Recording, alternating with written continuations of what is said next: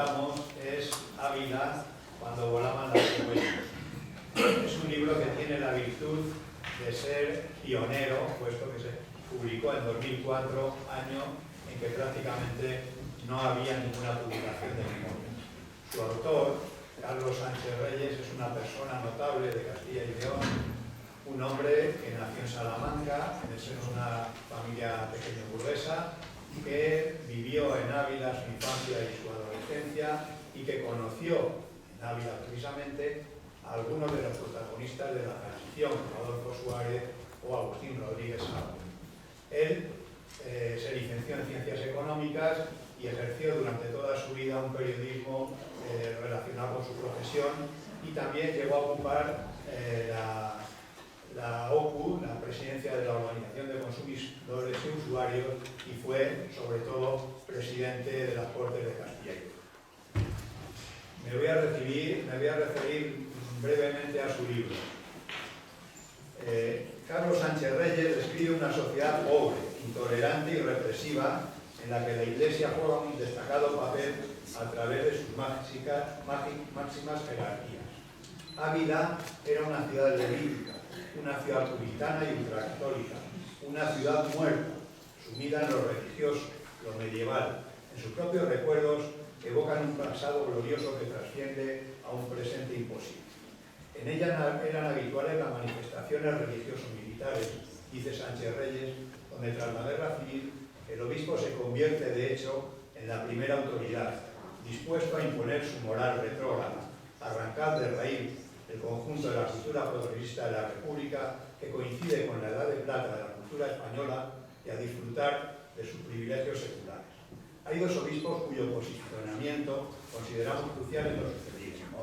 Enrique Pray de Miel, de familia rica, que estudió en Roma y fue nombrado por Benedicto XV obispo de Ávila desde 1918 a 1935, año en que pasó a serlo de Salamanca. Cedió el Palacio Episcopal Salmantino a Franco, que hizo de él su cuartel general. Participó habitualmente en actos de falange y utilizó el saludo fascista. Es el autor de la Pastoral Las Dos Ciudades, que es la fundamentación teológica de la Cruzada. Sobre este asunto anotamos el libro de Marcelino Flores, publicado en 2022, titulado Cruzada, la falaz justificación de una guerra, que analiza encíclicas, papales, pastorales de obispos y otros documentos para concluir que el argumento de cruzada es un hecho absolutamente falso. Existe el intento de construir una segunda cruzada al que se refiere la obra de Virgilio Tortosa. Santos Morobriz es el otro obispo de Ávila, de 1935 a 1968. Su hermano José Máximo, sacerdote, fue asesinado en Cebreros el 3 de octubre de 1936. Ante la aparición de un cadáver perteneciente a un republicano, el obispo recomendaba encubrir el crimen con estas palabras: guárdense mucho los señores párrocos de sugerencia alguna que revele el autor o la causa de su muerte. Fue firmante de la Carta Colectiva del Episcopado Español del 1 de julio de 1937, que apoyaba el golpe contra la República, y al final de la dictadura admitió que si tuviera que volver a firmarla lo haría con las dos manos. Una sociedad abulense dominada por los caciques, los de siempre, como certeramente fueron retratados por Eduardo Cabenas. Esos que, como decía Harold Teglen, lo quieren todo y se quedan con todo. Y a pesar que Ávila estuvo en manos de los golpistas desde el primer momento, y en esta ciudad no se había producido ningún hecho grave contra la Iglesia, la represión fue feroz.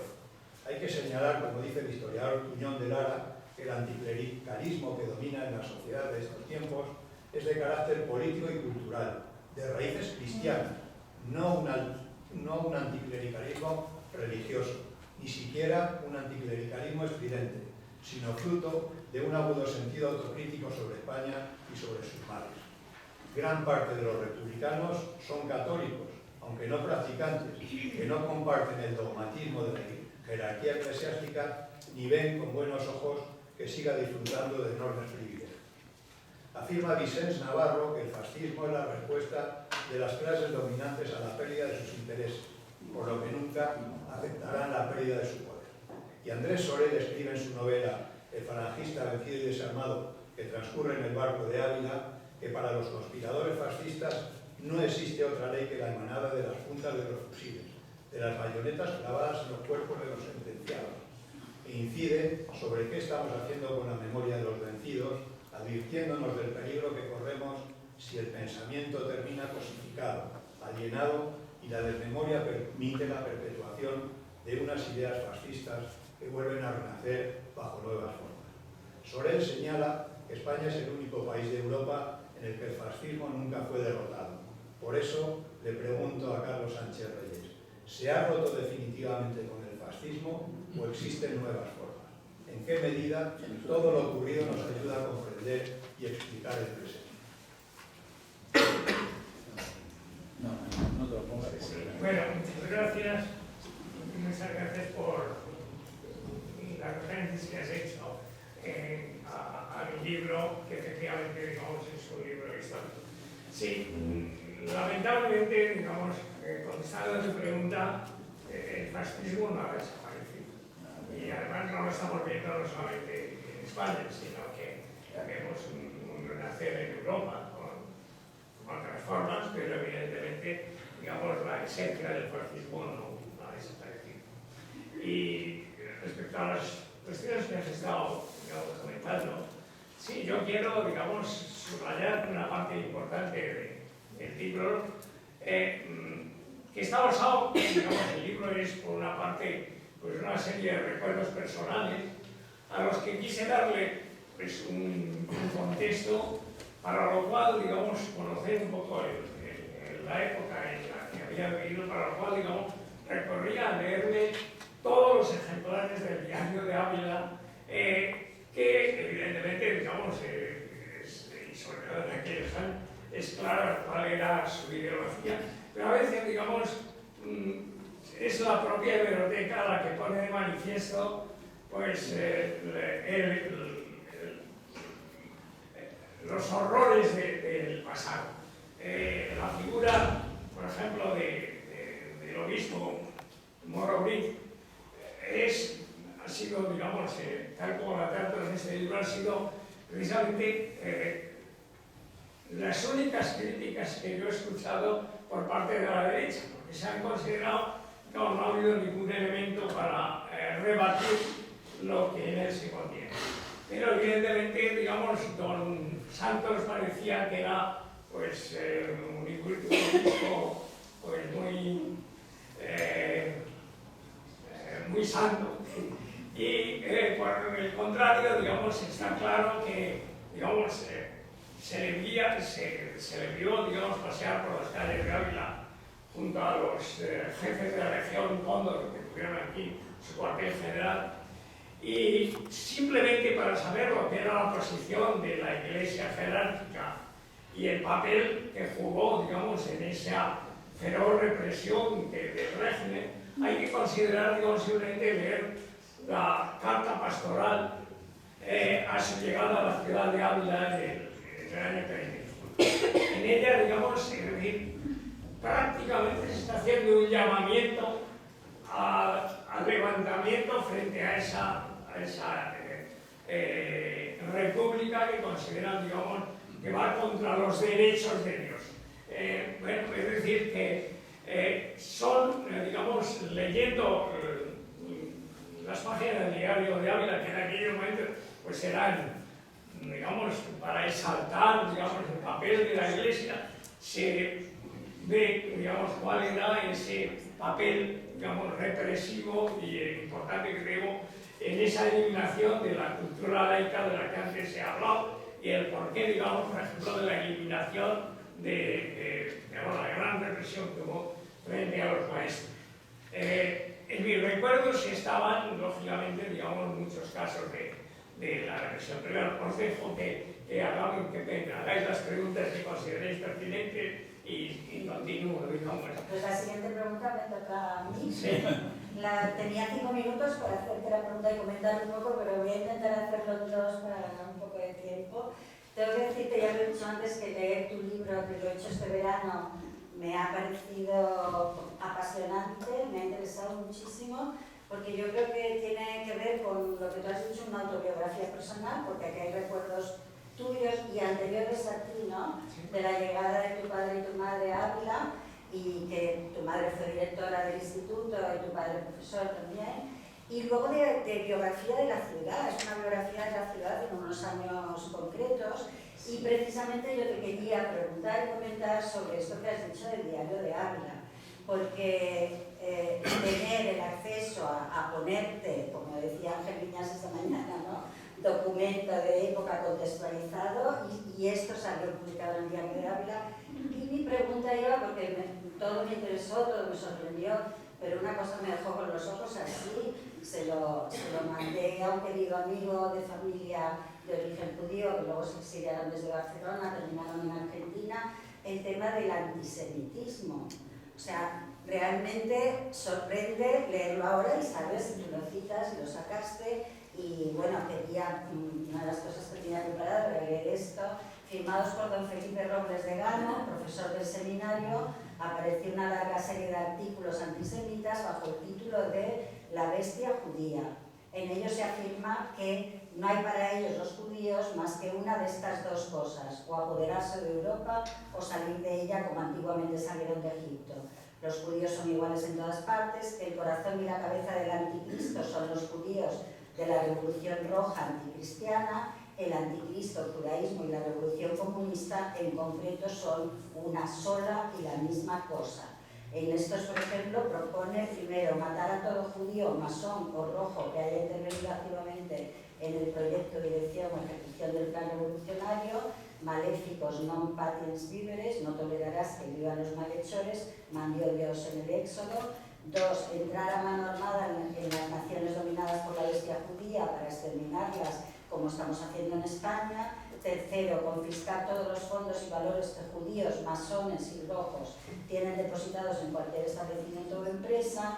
4. Prohibir a los jóvenes judíos estudiar en universidades y colegios nacionales, cerrar las sinagogas judías, todas las logias masónicas y los centros socialistas o rojos, prohibirles el ejercicio de toda profesión o cargo público. 5. Quemar todo impreso escrito por los judíos, masones o rojos y cualquier libro que la censura eclesiástica juzgue digno de reprobación.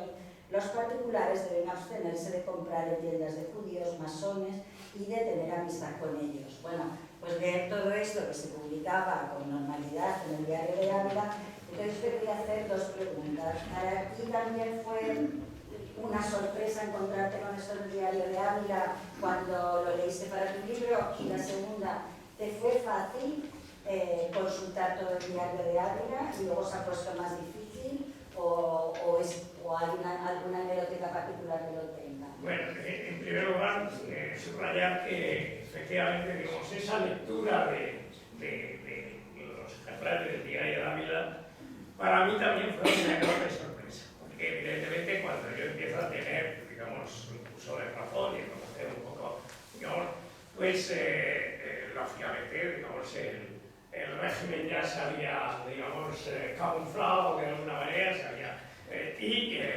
esas cuestiones, pues, bueno, digamos, por descontado que ya no se planteaban, ni mucho menos. Y evidentemente, digamos, la lectura del diario de Ávila para mí fue, digamos, realmente una enorme sorpresa de a qué límites, digamos, de mimetismo con el nazifascismo se había llegado, digamos, en los inicios de la dictadura, digamos.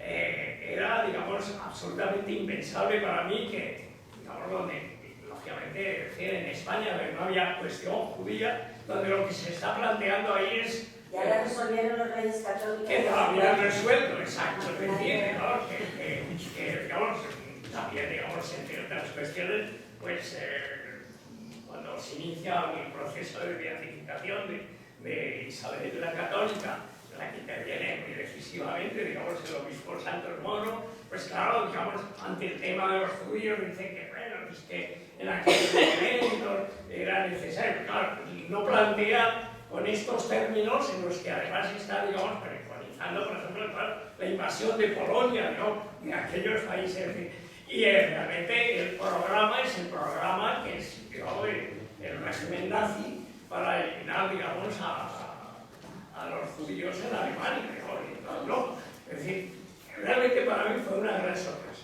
Como fue sorpresa también, digamos, porque claro, cuando yo ya empiezo a conocer por mí mismo las cosas, pues claro, eso ya había, bueno, pasado, y yo no conocía anécdotas, y es el integrismo, y esa moral integrista que asimilaba, digamos, en aquellos primeros años, yo diría que la situación en Ávila en concreto, pues yo diría, y en toda España en general, de que era un sistema, digamos, moralista, se estaba imponiendo una moral muy parecida a la que hoy nos ha organizado en el Irán de los ayatolás, porque, digamos, en Ávila yo había oído, pues era, claro, parecía una pequeña anécdota y que podía resultar, digamos, pues de un alcalde integrista, que era, digamos, como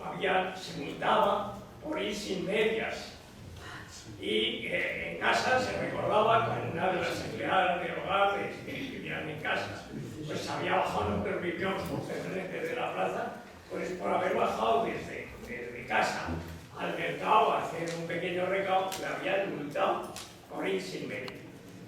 Recuerdo, digamos, entonces, al leer el diario de Ávila vi que no era solo, bueno, y ese mismo alcalde, y era otra de las cosas que yo sí recordaba, de que se había montado al establecimiento de los almacenes en Vega, porque por exhibir una pierna desnuda con una media, bueno, también era un maniquí, lógicamente, que iba infundada en una media. Bueno, pues yo creía que eso, bueno, pues eran excentricidades de alguna clave, ¿no? A lo largo del libro se recoge, porque venía en el diario de Ávila, digamos, las disposiciones de los gobernadores civiles, señalando, digamos, claramente unas determinadas normas de lo que llamaban moral nacional católica, que son absolutamente, digamos, para mí que resultaron también absolutamente sorprendentes. Y evidentemente, pues, vuelvo a decir, aquella lectura me dio a conocer de que evidentemente, digamos, la época de mi infancia y los años, pues, no había sido, digamos, como un pequeño niño puede conocerlo, sino que había sido extraordinariamente dura y, digamos, absolutamente... Luego comparaste con Estados Unidos. Claro, yo después fui a Estados Unidos. Claro. Una beca a Estados Unidos que quien la hubiéramos pillado, ¿no? Pero sí. Ya hablas de tu privilegio ahí claro, en esa joyería, esa beca que todos los demás fueron de Madrid, del colegio. Sí, exacto. Bueno, yo creo que todo es alucinantemente interesante, pero vamos con el... Yo únicamente querría ser... no, solamente serán dos cosas más. Una es respecto a lo que habéis preguntado, que yo pude leer toda la colección del diario de Ávila, primero en la fundación, no el diario de Ávila no pusieron ninguna pega, pero realmente yo como trabajaba y vivía en Madrid, digamos, fue en la biblioteca municipal donde pude tener acceso a todo eso. En el Palacio del Conde de Duque. Sí, eso sí. Eso sí, exacto. Bueno, y yo la otra cuestión que querría señalar es que, bueno, yo tenía, digamos, constancia también, digamos, en mis recuerdos de la represión.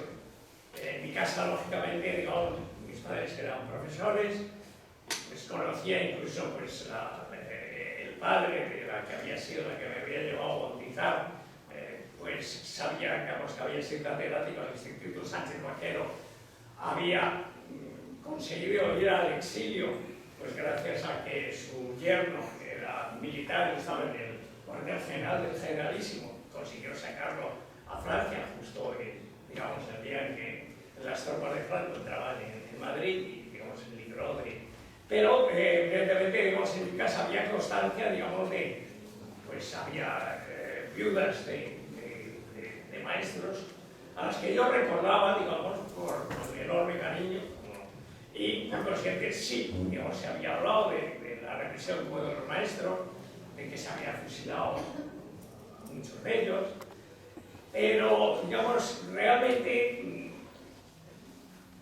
mi sorpresa era que Bueno, en Ávila de eso no se quería nadie hablar.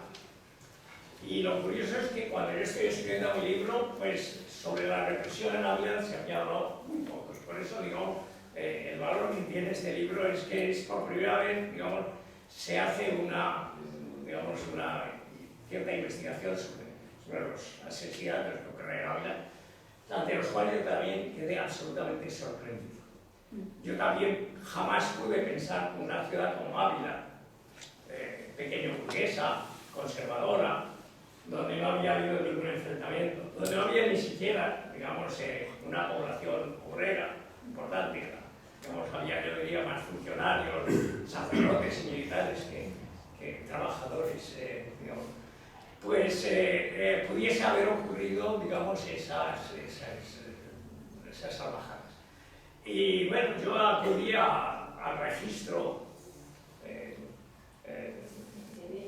registro civil, efectivamente, donde en el año, estamos hablando de 2004, pues aunque inicialmente, digamos, pedí el poder analizar los libros, inicialmente no me pusieron ninguna pega, al segundo día que acudí me dijeron que por orden del juez, presidente del registro, que no podía seguir haciendo. Tuve que recurrir, digamos, al hecho de que yo había sido presidente de las Cortes, tenía, digamos, buenos amigos, y acudí, digamos, al fiscal de la audiencia de Valladolid, a decir, me ha ocurrido esto.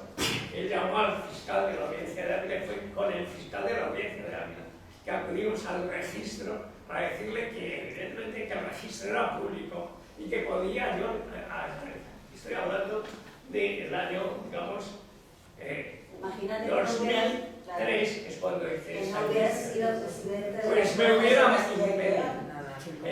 lo cierto es que, digamos, en el registro pude analizar todo y me encontré, digamos, ya sabía yo que en el registro no están todos los, digamos, ni mucho menos, sino es decir, aproximadamente suele ser el 30%, aproximadamente, de los fusilólogos que llegan a estar registrados. Pero en fin, me encontré con la sorpresa de que nada menos que 50 personas asesinadas extrajudicialmente que figuraban en el registro del registro civil.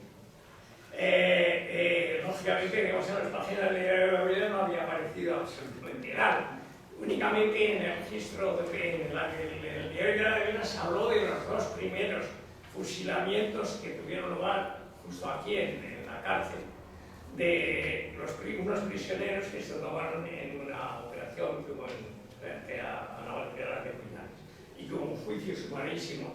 Y esos dos primeros fusilados que tuvieron lugar el día 1 de agosto del 36 son los únicos que son citados. Pero el número de fusilados judicialmente, digamos, por mandato de la autoridad militar que figuran en el registro son también más de 60.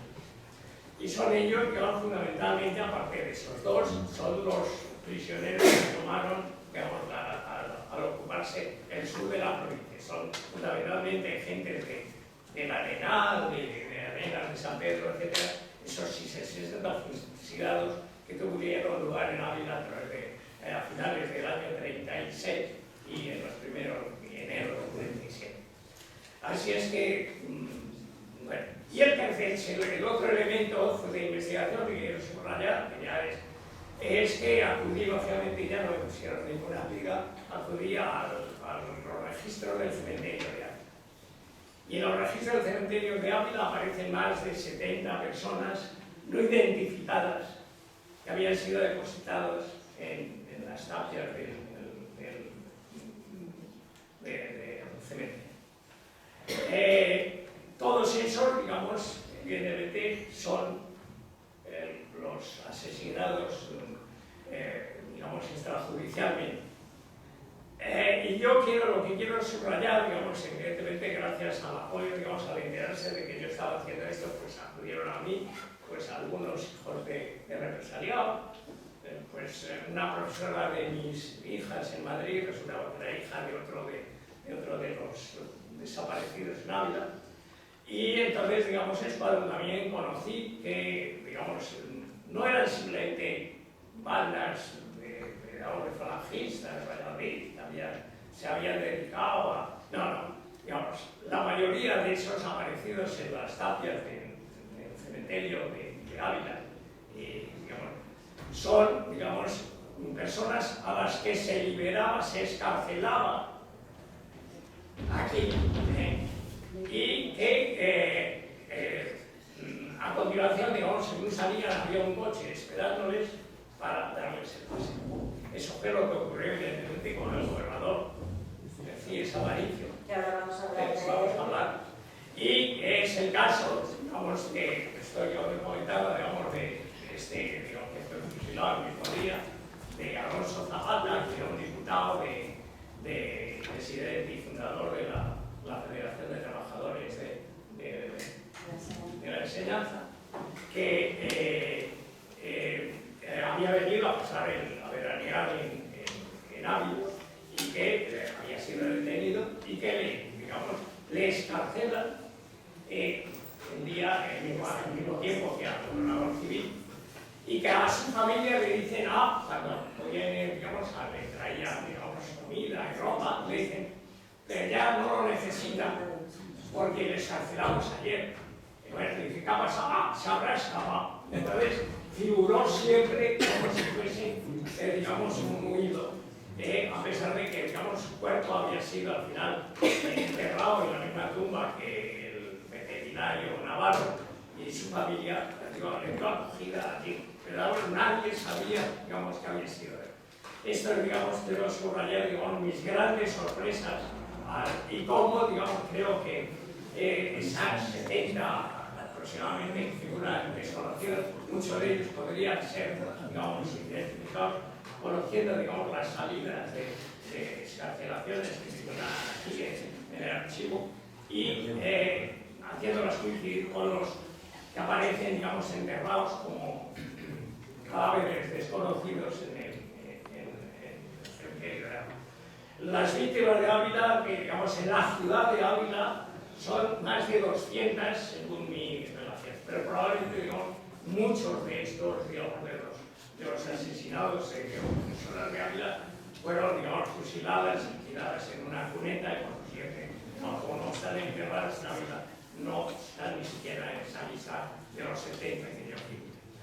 Con esto, digamos, termino. Quiero decir que efectivamente yo también me sorprendí enormemente y el único mérito que tiene este libro es que efectivamente, digamos, en aquella época pues todavía no se había dado la horrorosa, espeluznante, digamos, represión que tuvo lugar y que evidentemente, como antes se había señalado, no era simplemente pues, el producto de unas bandas descontroladas, sino, digamos, gubernativamente se hacía, digamos, se les hacía desaparecer, digamos, escarcelándolos y fusilándolos. El hecho más espantoso de los sucedidos en Ávila, quiero dejar de subrayarlo, es que, como en un bombardeo que hubo el día 31 de agosto, fallecieron 3 personas, hubo una manifestación organizada por las fuerzas de la derecha, aquí ante el gobierno militar y después ante las puertas de la cárcel, pidiendo que se quemase a todos los prisioneros rojos, y un comité formado por un representante del obispo, por un representante del gobernador civil, que era un militar, Rubio, y un representante de la alcaldía, decidieron que se entregasen 30, o sea, 10 prisioneros por cada uno de los muertos, en los cuales, digamos, 16 de ellos figuran en el cementerio de Ávila y otros tantos, digamos, en cementerios hasta el total de 30 en varios cementerios de Ávila. Esa fue la represión que yo también me sorprendió enormemente. Seguimos y que conviene no olvidar. Muchas gracias.